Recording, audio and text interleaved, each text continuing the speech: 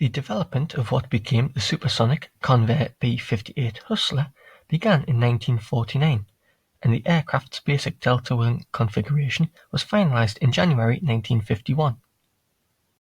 The US Air Force's operational requirement was issued that December, and the design was selected for production in October, beating a competing B-59 design offered by Boeing.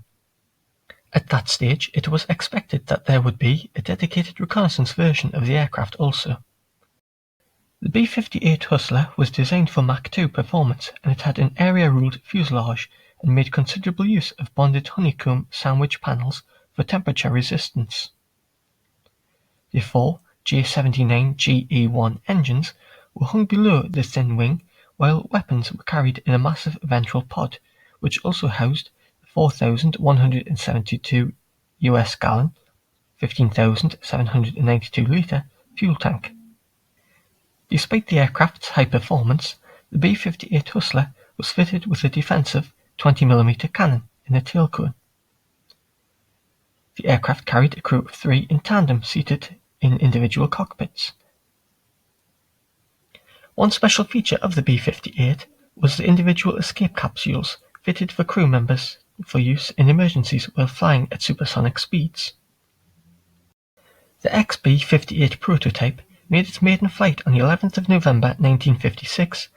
It did so minus the pod, which was flown under the aircraft from the 16th of February 1957.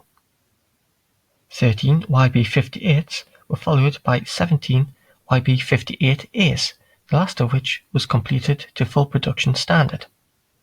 During the extensive flight test program, which involved 30 aircraft, a total of 7 aircraft were lost. Production orders were subsequently placed for 86 further Convair B-58As. There were 11 YB-58As later brought up to the same standards. However, production of the B-58As ceased in the autumn of 1962. Modifications were made to 8 of the trial aircraft to convert them into dual-control trainers. These aircraft had dual controls as well as extra transparencies in the second or rear cockpit. The first of these aircraft flew on the 10th of May 1960.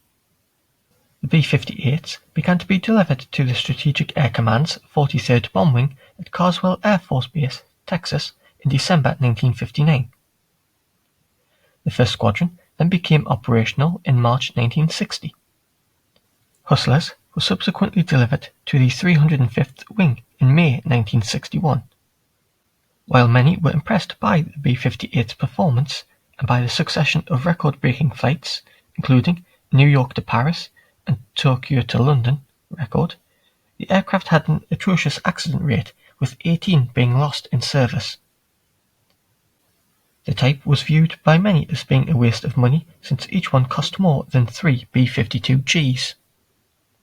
The final nail in the coffin of the Convair B-58 came with a switch from high-level to low-level altitude penetration, since the B-58's low-level performance was hampered by its short range and relatively flimsy wing structure. The first B-58 Hustler was retired in November 1969, and all had been retired by January 1970. Many thanks for watching. Please subscribe for more updates, like and share. You can also help to support the channel at Patreon. Details are in the description box below. If you enjoyed this content, why not also check out my Substack page for more unique historical insights and articles. A link to the page is in the description box below.